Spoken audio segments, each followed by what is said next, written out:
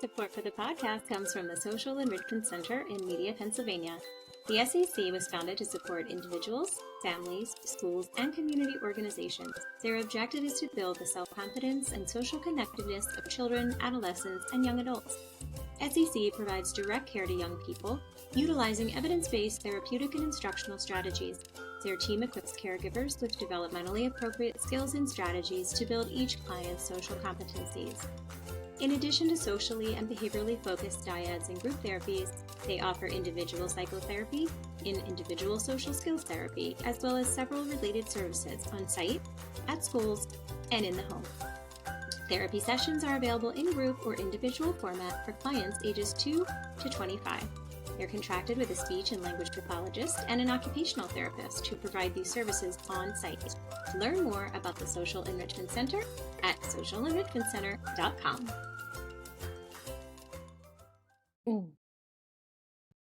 Hello, everyone, and welcome back to Parenting Stuff I Wish I Knew Sooner, and I Want You to Know Now. I'm your host, Erica Desker, founder of the Center for Confident Parenting, and a mom who seems to learn everything that I need to know just the hardest way possible. So I'm on a mission to bring information and resources to other parents earlier and more easily in your journey. Today, I'm excited to be joined by Jenn and Bonnie, the owners of A Flick of the Wrist, an inclusive and sensory-friendly splatter and paint studio with locations in Malvern and Broomall, PA. Thank you both for joining me. Thanks for having us. Yeah, we're going to make things work today. We're having some technical issues. I'm having some hot flash issues. Monday morning, but we're gonna power through as we do, right? So first things first, tell us a little bit about yourselves, your family, and what brought you to opening these studios. Yeah, of course. So I am Jennifer. That's Bonnie, and we're married. I have Congratulations, by the way. That's fairly new. Yes, we just got married. I have a 15-year-old who has ADHD and autism. And Bonnie's a first grade teacher. So opening up the art studio was kind of a collab between the two of us, between Bonnie's creative side being a first grade teacher and wanting to make a mess, and my business side and having the experience with my son with autism. So that kind of like grew the business as it is now over the last 16 months. That's awesome. Really, really wonderful.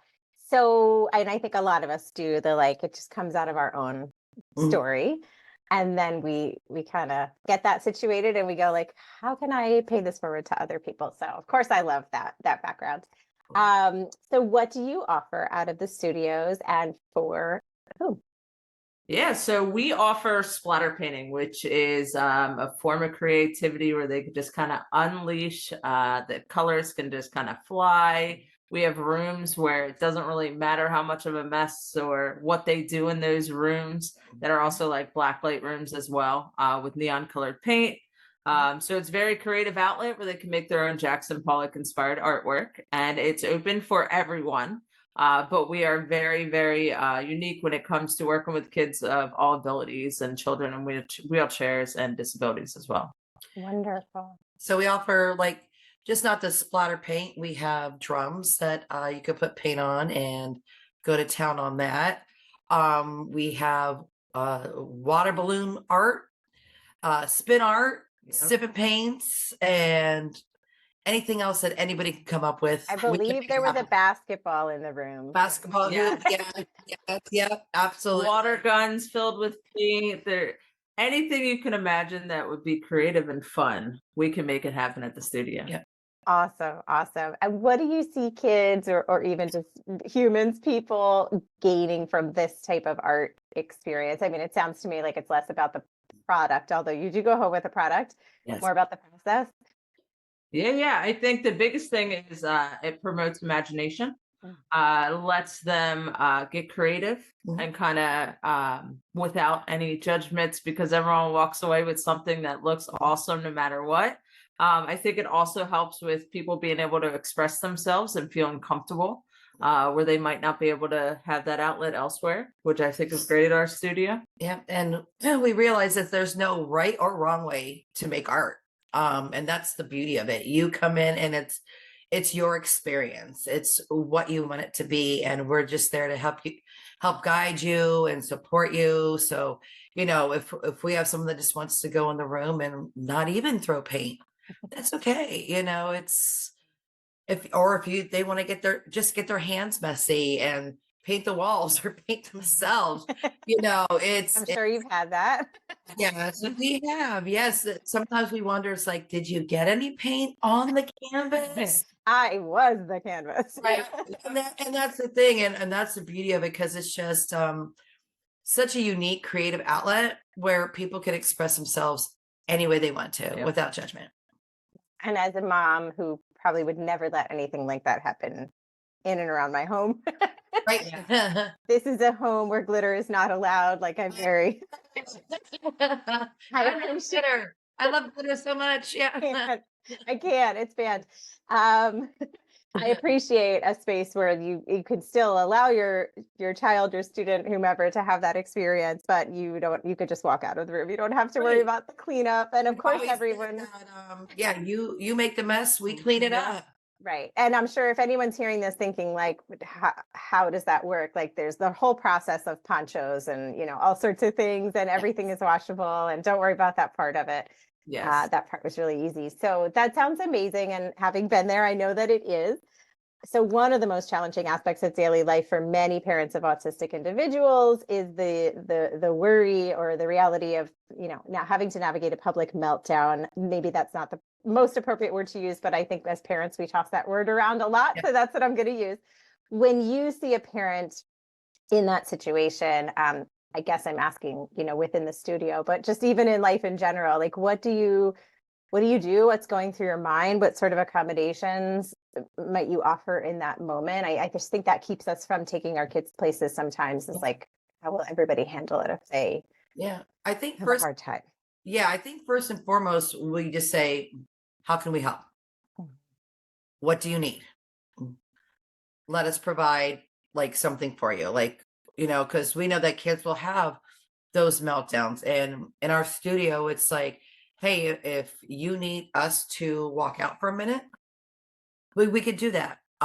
If your child needs to go into that room and just, have their moment until they're more comfortable with being in the space, we can allow that too. There's like no time restriction. Yeah. You can go in there, and if it, takes you 10 minutes or it takes you 30 minutes, it's fine. We're not going to rush you and say, okay, we're on a clock, let's go. No, it's your time. It's your experience. So, like whatever we can do to make that child feel more comfortable, we're here for that. Yeah. And we also have information on our website where if a child needs a specific sensory restriction or sensory accommodation, or if they get really overwhelmed with loud noises or bright lights, those kinds of things, we welcome them to kind of reach out to us and let us know prior. So we can make sure that their experience is great. And it might not be scheduled during a time where we have a birthday party where they're going to get overwhelmed. We'll make sure that it's coordinated where it's like we have an instructor that's female versus male, if that's who they're more comfortable with. Right. So we're very accommodating for that. And we want to make sure that their child and that family also feel safe coming to our studio, whether it's we tell the parent, hey, this is what we typically do and they're comfortable with you, so why don't you take that lead?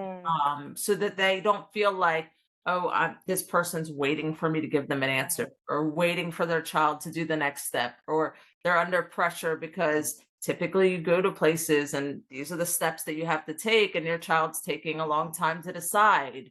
That's okay. Specifically with Xander, who's my son, who has ADD and ADHD and autism.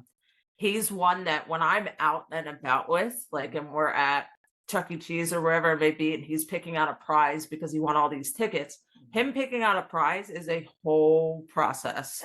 It's a process. And for me, I'm standing there and I sometimes feel like I can feel the tension of this person staring at him as he's trying to figure out what prize he wants. Whereas a typical child might be like, oh, I want this, this, this, and this. And he's like planning it all out in his head. He's going over it. And I can see the person. I see the line behind me forming, right? So as a parent, that like gives me anxiety, but I know I have to be patient with him for him to kind of get through the process. And sometimes I feel as a parent, that's not okay in some scenarios. Like you go to Dave and Buster's or Chuck E. Cheese, like you feel very overwhelmed when your child is taking a long time to decide, or Sure. taking, Or like you have to offer some sort of explanation, or Yeah. you know, yeah, and sometimes that's frustrating specifically for me as a parent. So we know that, and we've kind of accommodated our studio where it's like, hey, sometimes like we'll let them make a decision, and if we see that they're taking their time, they're walking their through it, we'll walk away. All right, we'll be right back. We'll follow back up with you, so they don't feel like they're being pressured. The parents don't feel like. And I've actually seen you in action with that, because when our group came, there were two kiddos who were very, very focused on the first step. Yes.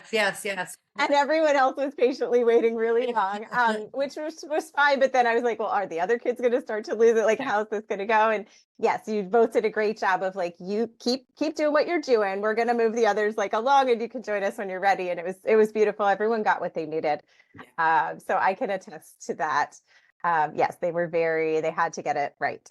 Yep. Yes, and that's okay. We're perfectly fine with that. And I know with Xander specifically, he's very like particular about certain things and other things he doesn't care about. Yes. So he's very particular about certain things. If you rush that process, the rest of the day is ruined, or that activity is ruined. So like, even I know, like, okay, we have to break. And if someone hasn't experienced that, it's just very hard to understand why. Like, it's just worth the patience in the moment to avoid the repercussions later. So it's always nice to be amongst people who get it. Yeah, absolutely. It's like we live it, so we know. And, exactly. Which brings me to my next question, which is more of a personal one. So obviously you have different parenting journeys, because Xander is yours, Jenn, and Bonnie, you've joined the picture. So the question is for each of you, what's one thing that you've learned along your parenting journey that we haven't really talked about yet that you would want other parents to hear now? Maybe they have a neurodivergent kid, maybe neurotypical. We have steps in our family too, so we've experienced the whole blended thing. What can you lay on us that we all need to hear? Well, I said I don't have any biological children, but the students that I teach every year, I refer to as my children. So each year when someone said, "Oh, do you have any kids?" Yes, I have 18. They're like, "What?" And I'm like, "Well, being the teacher, and this, for example, my classroom last year, I had just 15 students, but I had a boy who was autistic, and though his placement should have been in a more of an LRE environment, they said we want to try him in the regular education classroom, and he had his PCA, and we worked with him. So when I understand that kids learn different ways. They react to things different ways. So you get to know those individuals, these students, not as a class of 15, but individual students. And to me, it's my job to know how each kid ticks and what I can do to get them to be their most successful selves. So being able, like every day I need to adapt, like, okay, I have this lesson planned ready, but okay, it's not going that way, and I need to pivot really quickly. So that's kind of helped me understand. I mean, I've been teaching now, I'm going into my 21st year. Yeah, right. So many. But I love my job.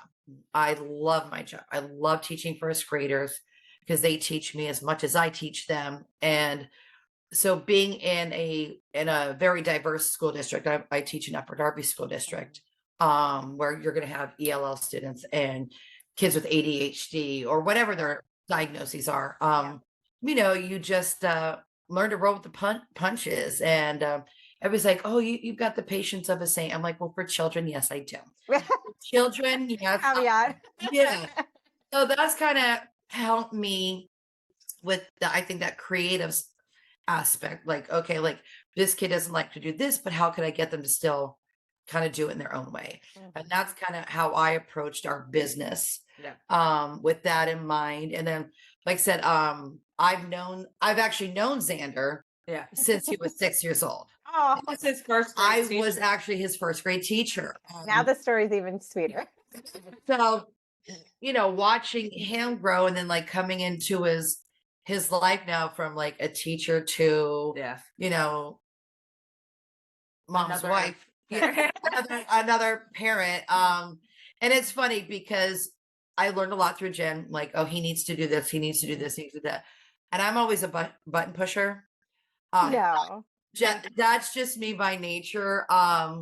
So I feel like it's created a unique and special bond between Xander and I too, because like, just for example, the other day, he's like, was yesterday Friday? And I went all day and it drove him nuts. He looked at Jenny, was like, why can't she just say yes? So that's the little stuff I do all the time. He's kind of learned as she's lived with us for a couple years, where he just kind of like, you could tell it irritates him, but I think that's like part of the growing steps where like, Yeah, you might have an individual out in the real world that responds differently. yes. Not how you want. Well, them to and respond. historically, neurotypical people aren't go with the flow. Yeah. So it's a good small way to practice. Like, Yep. maybe that's not your battle, right? Like that's Yeah. that's how Bonnie is. Let it be. One of those things where he's learned from her and kind of grown up there, but she's also learned like just certain things where before we leave, it's like a 5-minute breakdown of what time we're coming back and where we're going. And so she's like, I'll ask her, I'm like, is this like on the autism thing? I said, is this like an autistic behavior? Not to like put it in and she'll be like, yeah. And I'm like, oh, okay. and you have to answer his questions. You have to let him know what time. Like, Yeah. I can't give him a broad, like, like anytime after 9. Like, Right. that's acceptable. Very specific, so he can always Yes. visualize it. So growing up with him and kind of like getting him to his therapies and stuff, I learned a lot early on. Sure. I mean, he's 15 now, but like what I didn't know, of course, like you say, the parents learn the hard way, but every therapist that we had has been great. And they've kind of given us more and more insight to kind of like learn his abilities and what he doesn't like and what he does like and how to kind of work with it to grow him into a better human being or a stronger human being with his skill set. Yeah. And that's definitely helped us yeah. with how we run our business. Yeah, navigating all Yeah. of that. So it's definitely been it's good because it helps us grow, right? As parents or as individuals, kind of like learning the different things that children need kind of helps us grow. Yeah. Well, what works with one is not going to Yeah. always work with the other. So I mean, that's what customer service is. yeah. Should be, right? So Yes. you're doing that very well. I wish that other places, any type of customer service would take a note from that. But yes, you definitely have it figured out. And that's really beautiful. He may not realize it, Xander, but it's beautiful that everything you've learned from him, you're now able to, apply that to other kids and other families and just help them have a really awesome experience. Yeah. Wonderful. Well, I hope that people come and check it out. As you mentioned, if you do need some sort of accommodation, it's best to reach out in advance so you can get things set up and they can have the best experience possible. I know for our group, we, like you said, we made sure it was a little bit toned down so it wouldn't be overwhelming. We limited the number of people and they got to pick the music. Yes. New music for me, I was like, I handed the kid my phone at one point. I'm like, what am I? Just go I'm like, find I don't know this. They wanted something very specific, like Yes. a theme song from a 1980s movie or something. I was like, if you can find it, here's my phone, find it for me, we'll play it. That was great. You really do honor all special requests as long as you can make it happen. Yep. Awesome. Well, congratulations on this business. I know you have other things going that we're not talking about today. Getting married, all those exciting. You got a lot of exciting stuff going on. I know you were just on a reality TV show. We'll wait for that to come out to see how that went. But you guys are crushing it. So thank you so much for joining me. Parents, professionals, thanks for watching or listening. I will be back sooner with more stuff that I wish I knew earlier on. In the meantime, I'll leave you with a short list of stuff I learned the hardest way. We didn't talk much about this today, but I'll leave you with it anyway. Number 1, trust your gut. Be the squeaky wheel when you need to be. You know what your kid needs. Number 2, you can't pour from an empty cup, so schedule ways to refill yours every day. And there's no way to be a perfect parent, countless ways to be a really good one. And I'll be back with more soon. Thank you both so much. Thank you. Appreciate it.